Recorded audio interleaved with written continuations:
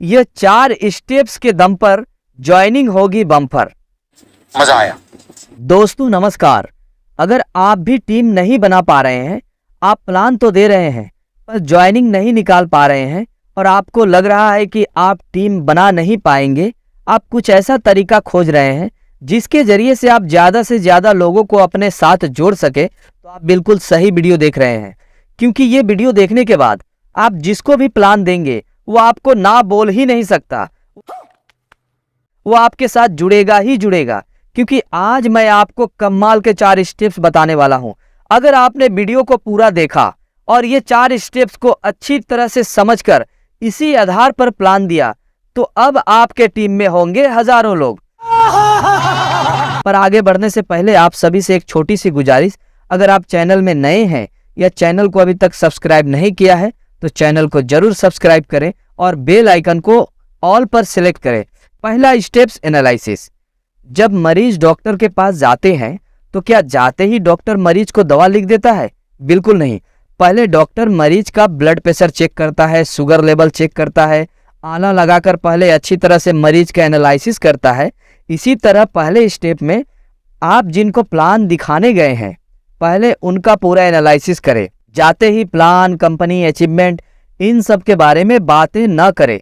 पहले बातों के जरिए से आप उनका पूरा एनालिसिस कीजिए और जानने की कोशिश करें उनको अभी किस चीज़ की ज़रूरत है जिसे वो पूरा नहीं कर पा रहे हैं, उनके लाइफ में क्या क्या समस्याएं हैं जिनका वो समाधान नहीं कर पा रहे हैं।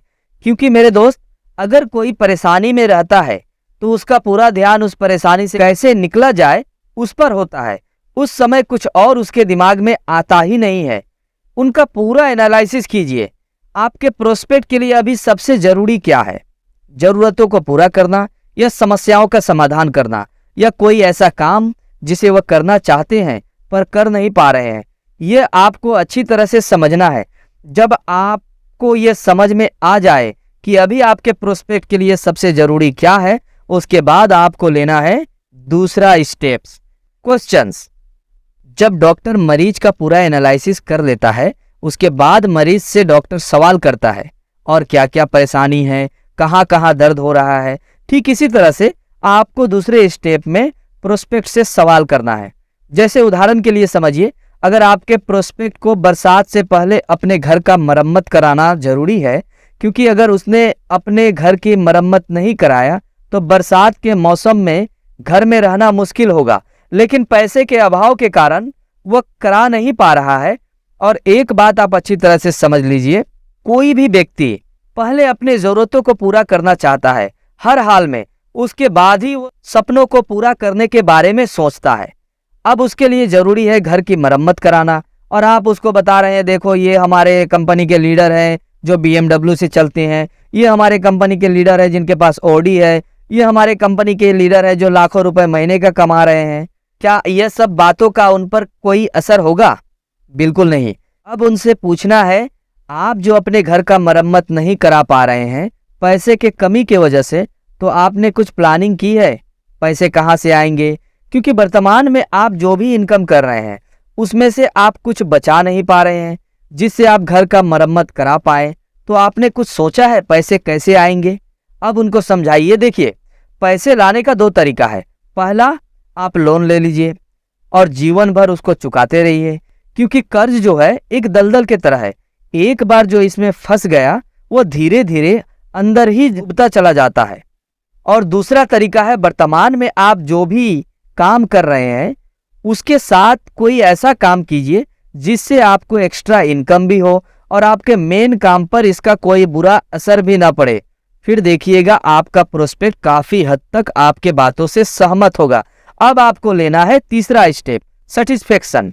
जब डॉक्टर मरीज से सवाल करके समझ लेता है इसे बीमारी क्या है और इसके लिए कौन कौन सी दवा देना होगा, और फिर उसी आधार पर डॉक्टर मरीज को दवा लिखता है और मरीज को क्या क्या नहीं लेना है ये भी डॉक्टर मरीज को बताता है।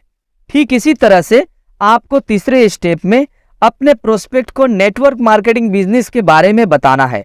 जैसे ये बिजनेस की शुरुआत कब हुई, ये बिजनेस कितने सालों से चल रही है, कुछ बड़े बड़े कंपनियों के बारे में उनको बताइए जो काफ़ी सालों से नेटवर्क मार्केटिंग बिजनेस कर रही है, किस तरह की कंपनियां गलत होती है, जो नेटवर्क मार्केटिंग के नाम पर लोगों को चूना लगाती है, और किस तरह की कंपनी सही होती है जो कई सालों से बिजनेस कर रही है और हमेशा आगे बढ़ रही है, उसमें जुड़े लोगों के जीवन में भी बहुत ही ज़बरदस्त बदलाव आ रही है, वो आगे बढ़ते जा रहे हैं।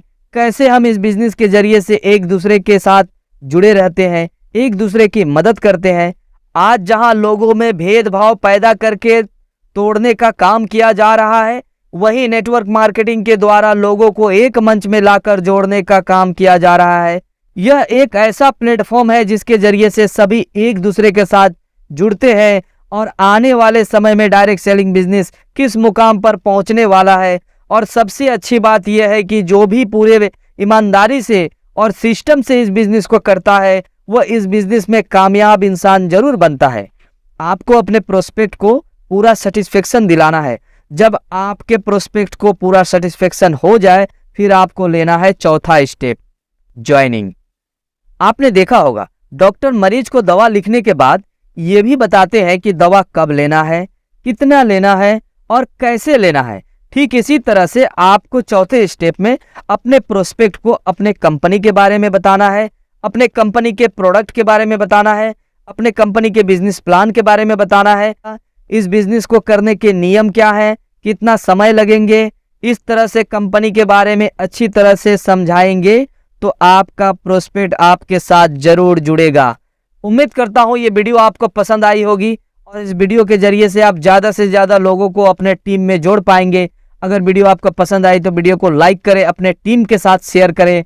चैनल में अगर आप नए हैं या चैनल को अभी तक सब्सक्राइब नहीं किया है तो चैनल को जरूर सब्सक्राइब करें और बेल आइकन को भी ऑल पर सिलेक्ट करें।